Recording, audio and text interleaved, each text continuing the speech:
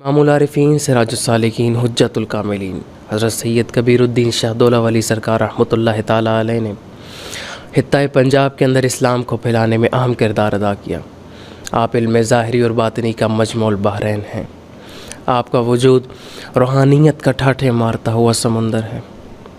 آپ نے اپنی زندگی مخلوق کا تعلق خالق کے ساتھ جوڑنے میں بسر فرمائی، اور آج بھی آپ کا مزار مرجع الخلائق ہے۔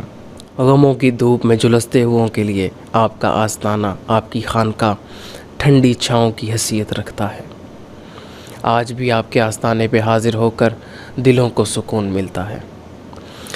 گزشتہ دنوں ایک دوست نے سوال بھیجا جس میں یہ لکھا تھا کہ آپ کے آستانے پر بچوں کا چڑھاوا چڑھتا ہے، بچوں کو مصنوعی طور پہ اب نارمل بنایا جاتا ہے، لوہے کے ہول سر پہ لگائے جاتے ہیں جس سے وہ اب نارمل ہوتے ہیں، جس سے پھر ان سے بھیک منگوانے کا کام لیا جاتا ہے، اور ان کو شاہ دولہ کے چوہے بھی کہا جاتا ہے۔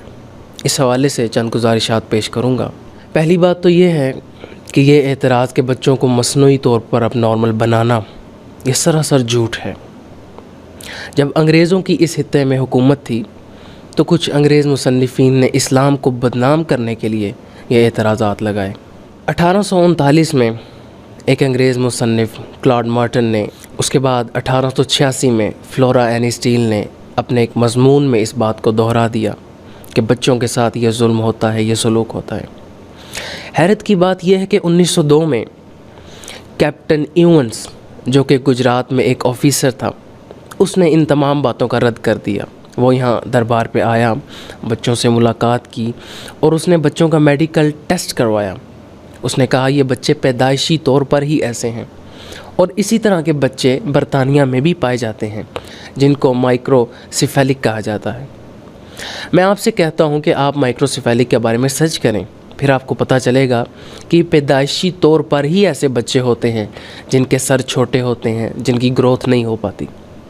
بہرحال اس سے یہ تو ثابت ہو گیا کہ آپ کے آستانے پہ ایسا کوئی کام نہیں کیا جاتا، یہ بچے پیدائشی طور پر ہی ایسے ہوتے ہیں۔ دوسری بات، آپ تو خود شاہ دولہ ہیں۔ اللہ تعالیٰ نے آپ کو ظاہری اور باطنی خزانے عطا فرمائے۔ آپ نے نہ صرف لوگوں کے دلوں میں ایمان کے چراغ جلائے، بلکہ آپ نے دکھی انسانیت کے دکھوں کو بانٹنے کے لیے ان پہ دولت لوٹائی۔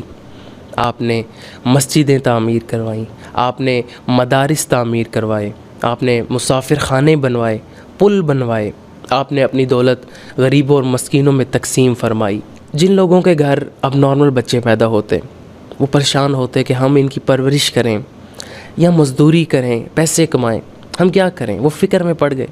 اللہ کے ولی نے فرمایا پریشان نہ ہو، ان بچوں کو میرے آستانے پہ چھوڑ جاؤ، ان بچوں کو میرے پاس چھوڑ جاؤ، میں ان کی کیئر کروں گا، میں ان کی پرورش کروں گا۔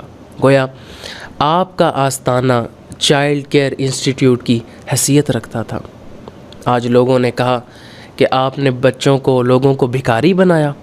میں کہتا ہوں جو خود شاہ دولہ ہیں، یعنی دولت والے ہیں، انہیں کیا ضرورت کہ لوگوں کو بھکاری بنائیں۔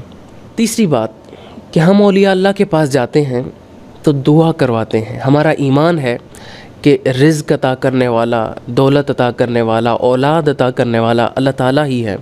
ہاں، ہمارا یہ عقیدہ ہے، ہم اس بات پر ایمان رکھتے ہیں کہ اولیاء اللہ جب دعا کرتے ہیں تو اللہ تعالیٰ اپنے کسی ولی کی دعا قبول کر لے تو مشکلیں آسان ہو جاتی ہیں۔ اولاد عطا کرنے والا خالق و مالک اللہ ہی ہے۔ ہاں، اولیاء وسیلہ رحمت بنتے ہیں۔ آخری بات عرض کر رہا ہوں کہ دربار شریف کا نظام جو ہے وہ حکومت پاکستان کے انڈر چل رہا ہے، محکمہ اوقاف کے تحت چلایا جا رہا ہے، اور یہ نظام آئین و قانون کے مطابق ہے۔ اگر کسی شخص کو اس پہ کوئی اعتراض ہے تو وہ محکمے سے پوچھ سکتا ہے۔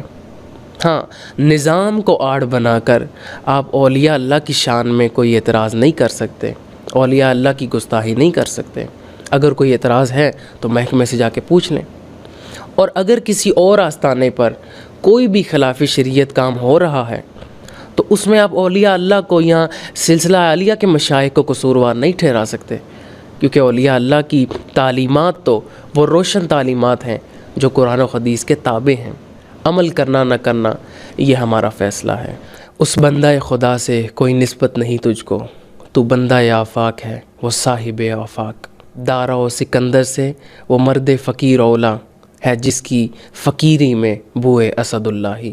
اللہ تعالی ہمیں سمجھ عطا فرمائے۔